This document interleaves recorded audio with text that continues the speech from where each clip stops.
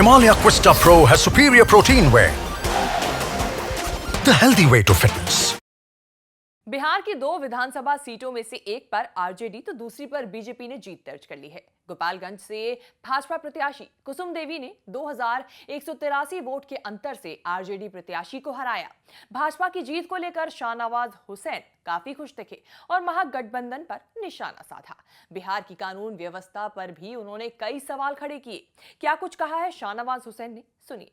JDU BJP से अलग हुआ, आरजेडी के साथ गया, महागठबंधन बनाया, फिर भी गोपालगंज में भारतीय जनता पार्टी को ये लोग हरा नहीं पाए और भारतीय जनता पार्टी का कमल वहां खिला है।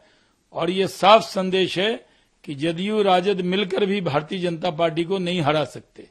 जहां तक मोकामा का संदेश है, मोकामा में तो छोटे सरकार लड़ते हैं जिनको अनंत सिंह जी को कहा जाता है, और वहां भी आरजेडी और जेडीयू महागठबंधन मिलकर लड़े, फिर भी उनका मार्जिन घट गया और वहां भी भारतीय जनता पार्टी ने बहुत ताकत से लड़ाई लड़ी।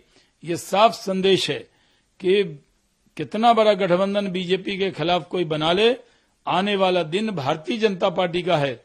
लोकसभा के चुनाव में 40 की 40 सीट हम लोग जीतेंगे। देखिए, हर जगह कमल ही कमल खिल रहा है, हर जगह भारतीय जनता पार्टी की लहर है और ये साफ जाहिर है कि हमारे नेता नरेंद्र मोदी जी की जो नीति है उससे पूरे देश की जनता खुश है और कई जगह जो चुनाव के रिजल्ट आ रहे हैं वो हमारे पक्ष में आ रहे हैं। बता दें कि गोपालगंज सीट पर दिलचस्प मुकाबला हुआ। ये सीट बीजेपी ने करीब 2000 वोटों से जीती, मगर यहां आरजेडी के हराने का कारण असदुद्दीन ओवैसी रहे। उनकी पार्टी एआईएमआईएम को 12000 वोट मिले और बीएसपी को 8000 वोट, यानी इन दोनों दलों की वजह से ही वोट बटे। खासकर ओवैसी की वजह से मुस्लिम वोटों का बंटवारा हुआ।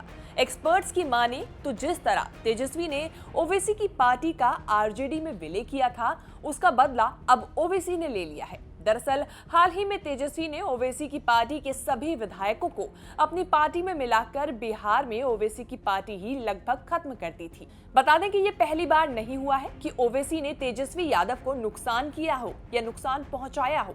बिहार विधानसभा चुनाव के वक्त भी सीमांचल यानी पूर्णिया, कटिहार, किशनगंज जैसे कई इलाकों में ओवैसी ने अच्छी पकड़ बना ली थी और 5 सीटें जीत ली थी। इसके अलावा करीब 10 से ज्यादा सीटों पर आरजेडी को नुकसान पहुंचाया था। इसीलिए कहा जा रहा है कि ओवैसी ने बीजेपी को जिता दिया। बता दें कि गोपालगंज आरजेडी प्रमुख लालू प्रसाद यादव का गृह जिला है।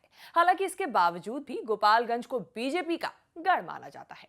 साल 2005 से लगातार इस सीट पर बीजेपी का कमल खिलता रहा है और पार्टी के प्रत्याशी सुभाष सिंह यहां से विधायक चुने जाते रहे हैं।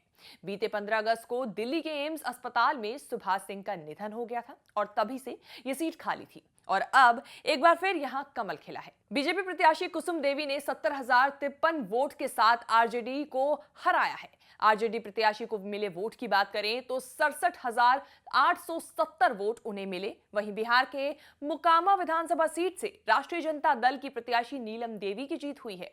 नीलम देवी बाहुबली अनंत सिंह की पत्नी है। नीलम देवी ने 16,741 वोट के अंतर से जीत हासिल की। अब जब आरजेडी और जेडीयू एक साथ मिलकर बीजेपी के खिलाफ लड़े, उसके बावजूद भी वहां उन्हें गोपालगंज में जीत नहीं मिल पाई है, तो इसको लेकर शाहनवाज हुसैन का हमलावर होना जाहिर सी बात थी। और इसी के चलते बीजेपी में खुशी का माहौल भी है, क्योंकि इन उपचुनावों में बीजेपी को अधिकतर सीटों पर जीत मिली है। आपको हमारी ये रिपोर्ट कैसी लगी, फीडबैक जरूर शेयर करें। साथ ही साथ देश विदेश से जुड़ी तमाम बड़ी खबरों के साथ बने रहने के लिए देखते रहिए न्यूज़ तक।